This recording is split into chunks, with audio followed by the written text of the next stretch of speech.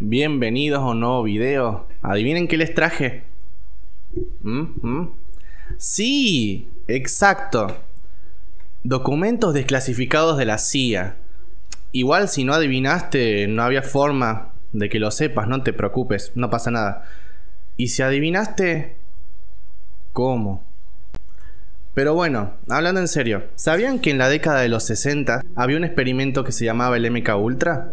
Este buscaba encontrar maneras de lavar el cerebro de las personas y luego extraer la información que sea necesaria o implantar nueva, ya que estaban en medio de la Guerra Fría con los comunistas rusos. Oh, chan chan chan.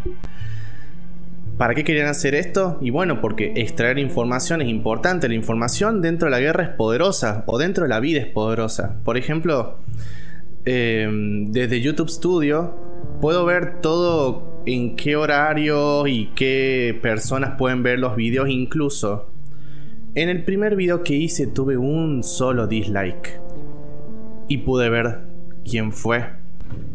Sé quién sos, sé que estás en España.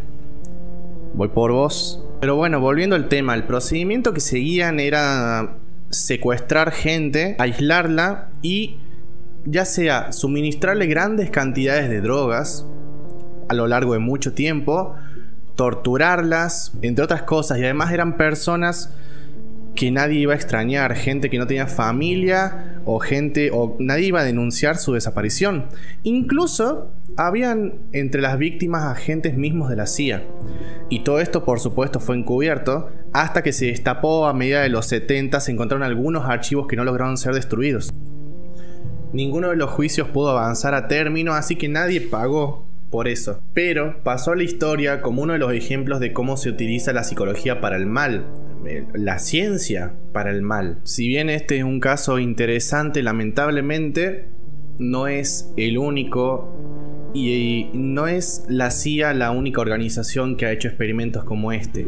Ejercer el conocimiento para el mal es algo que se ha hecho en muchos países repetidas veces, y eso implica de que hay un sistema que a veces permite estas cosas. Bienvenidos a la psicología del mal parte 2. El mal sistémico o el mal a nivel social. El experimento del que les voy a hablar ahora no buscaba generar el daño que generó.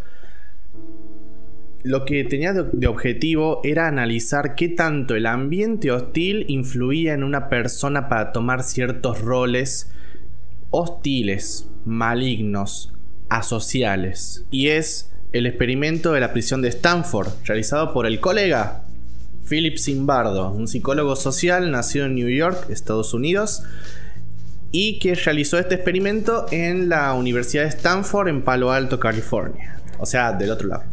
Para esto juntaron a 24 estudiantes más o menos, luego de una serie exhaustiva de entrevistas y test para asegurarse de que no tuviesen ninguna patología, antecedentes penales, algo que ya puede influir en que actúen de manera así como malvada.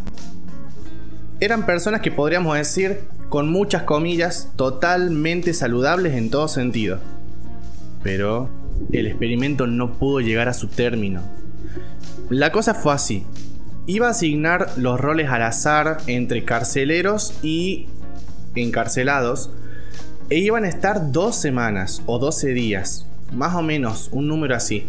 Y no llegaron ni al 6º. Ahí lo tuvieron que cortar todo. ¿Qué es lo que pasó, che? La manifestación de los horrores de los que es capaz el ser humano pasó. O sea, los que eran colocados como carceleros ya desde el día 1 hacían rituales de humillación y sometimiento para los encarcelados, al punto que en uno de los al segundo o tercer día hay gente que ya quiso dejar el experimento, que podían dejar de manera totalmente voluntaria, Estaban colocados en una prisión construida en el sótano de la Facultad de Psicología, de ahí de Stanford.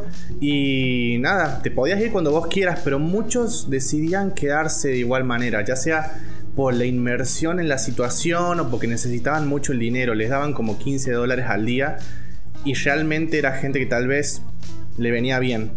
o muchos se inscribieron en las entrevistas porque dijeron, dinero gratis por alojamiento gratis, ¿qué puede salir mal?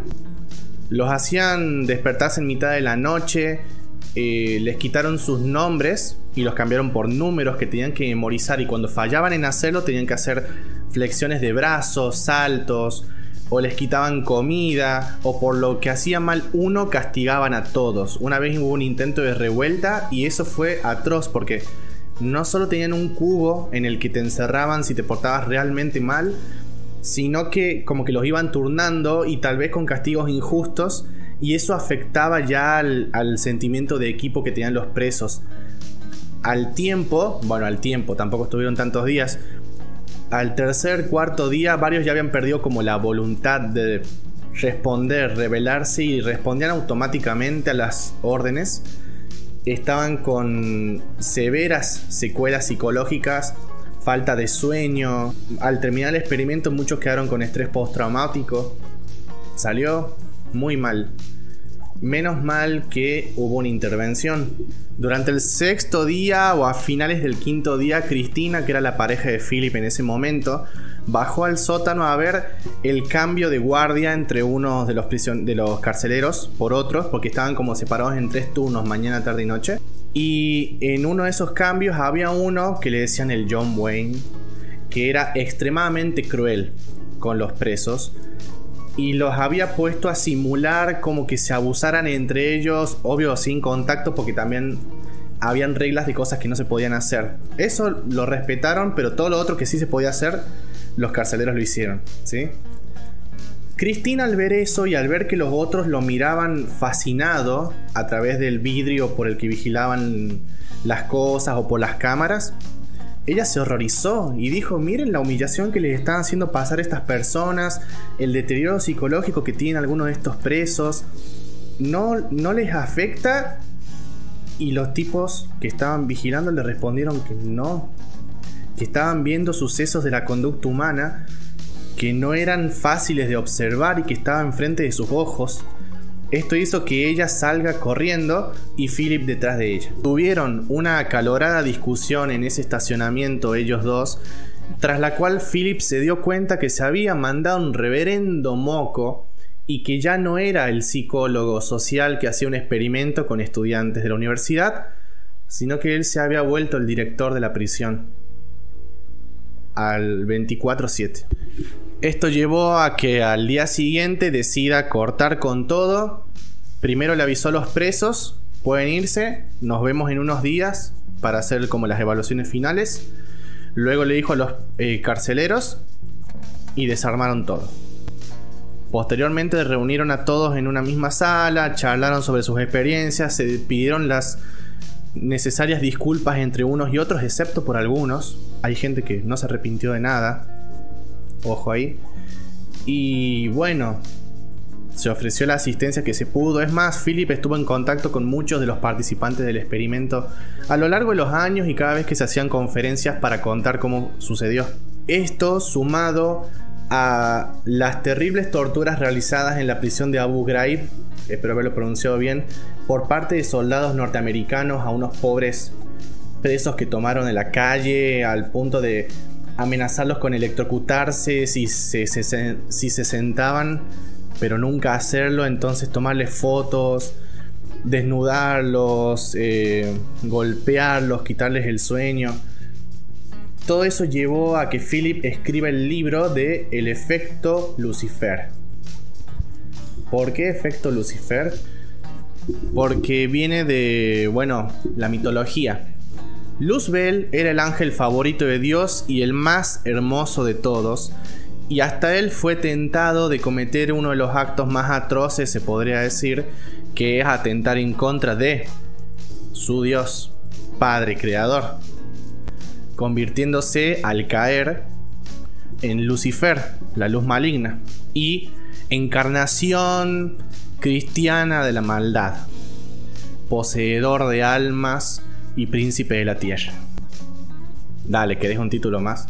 Pero bueno, con esto quiere decir que cualquier persona es capaz de hacer las peores atrocidades que puede cometer un ser humano dadas las condiciones, ya sea internas como vimos iba a decir en el capítulo anterior, en el video anterior, con poseer alguno de los aspectos de la tríada oscura, o condiciones del ambiente, siendo que vos no tengas nada y el ambiente te pudra y te convierta en lo peor que podés ser. Ya sé, y me van a decir que, bueno, recuerda el concepto de la banalidad del mal de Hannah Arendt. Y por supuesto, Philip leyó a Hannah. Si no saben qué es eso, bueno, Hannah Arendt es una filósofa política que tuvo que cubrir el juicio a Eichmann, un funcionario nazi, realizado en Jerusalén, para, bueno, ver cómo transcurría. Y ella se fue sorprendida. Ella esperaba que el tipo sea un sanguinario ideológico totalmente militante del partido nazi que odie a la humanidad, y era lo que se encontró era un burócrata común, como el que te hace los trámites cuando vas al centro, esos que te responden mal. Bueno, uno de esos, que lo que tenía como característica principal o características principales era una total falta de sensibilidad y conciencia respecto a las consecuencias de las acciones que estaba realizando, permitiendo o no oponiéndose. Philip y Hannah estarían de acuerdo, o más bien lo están en realidad, con que la deshumanización es parte importante del mal sistémico, ya que permite que no pienses en las consecuencias que va a tener tus acciones, ya que no hay un otro. No sentís por el otro, se quita la barrera de la empatía, se quita la barrera de la crítica, ya que si reflexionás éticamente por tus acciones o tomás en cuenta qué le puede causar al otro, es como te podés oponer a un sistema corrompedor, es como te podés oponer a lo que un rol de poder también puede hacer sobre vos. No cualquiera puede hacerlo, no estoy diciendo que sea fácil, sino que no es que no podés resistirte a la ola. Algo que podríamos decir de Hannah Arendt, de que su aporte es muy importante para entender la ética de la sociedad y los movimientos de dictaduras, guerras, cómo funciona el mal en ese nivel, pero yo pienso que no es la única forma en la que se manifiesta. Ya se los mostré con el video anterior y hay otros ejemplos diferentes de mal.